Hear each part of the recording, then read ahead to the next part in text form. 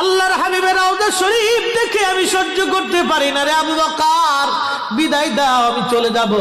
চলে গেলেন নবীর পাগল।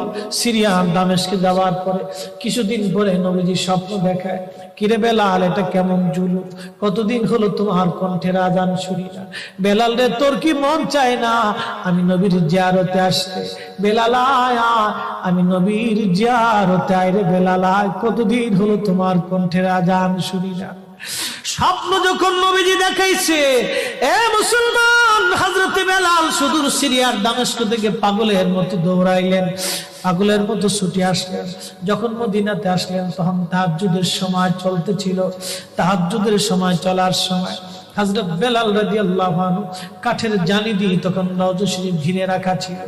ওই জালির পাশে বসে বসে জালির সঙ্গে মাথা ঠেকাইয়া নবীর পাগল বসে বসে গুনগুন গুনগুন করে কাঁদে আর বলে, হুজুর, আপনি আসতে বলেছিলেন, গোলাম এসে হাজির।